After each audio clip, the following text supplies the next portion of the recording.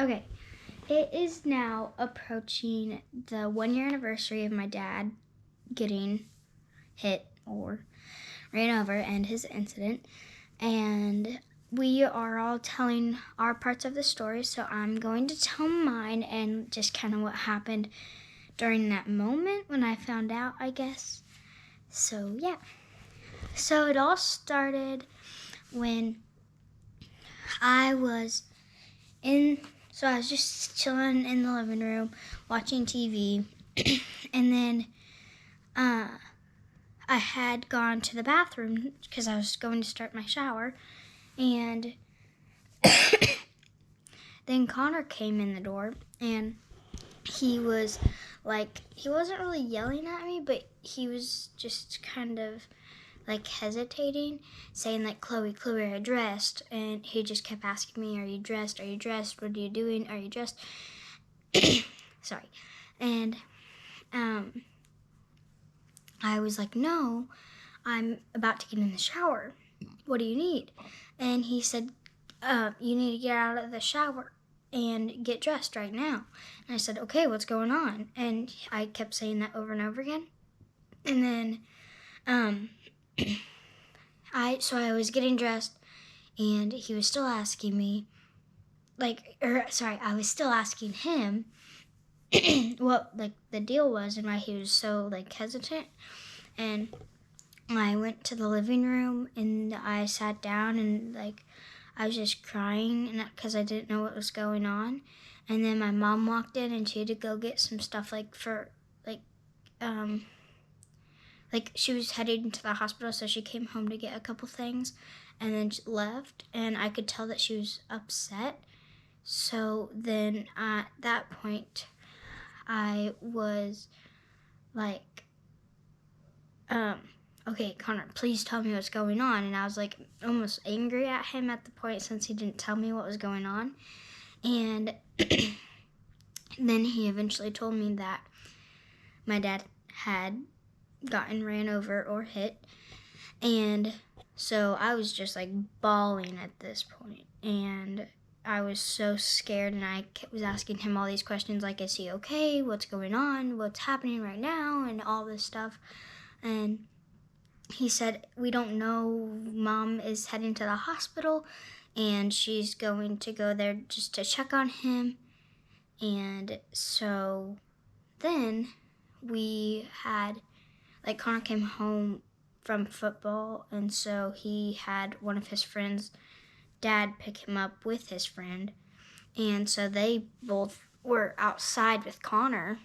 And then my grandma came over, and she was in Aurora, and then she came over here to our house to just be with us since my mom wasn't home and my dad wasn't home. And then one of my neighbors down a couple houses came over, and he was checking in on us because he heard what had happened from his wife, because his wife kind of knows about what happens around that area. And so she had found out and told him, and then so he came over here from work and was with us the whole time. And then our next door neighbor came over as well and prayed with us, and one of Connor's preachers came and prayed with us, and we were all in the garage at that point. And then 5 or 6 of Connor's friends came over with one of the moms, and so they kind of all just hung out with us. And at that point, when we had everybody, including my grandma, we all went to the hospital. So, oh yeah, there were also 2 officers here just telling us kind of what had happened. And so we talked to them a little bit, and it was kind of scary just because what had happened in my mind. I didn't really know what was going on. And we went to the hospital and we sat in a waiting room, and only family could be in there. So it was, I'm pretty sure that, they let the pastor up though. And so it was him, my dad's parents, my mom's parents, my dad's brother and his daughter, my cousin, Anna, and obviously me, my mom, and Connor.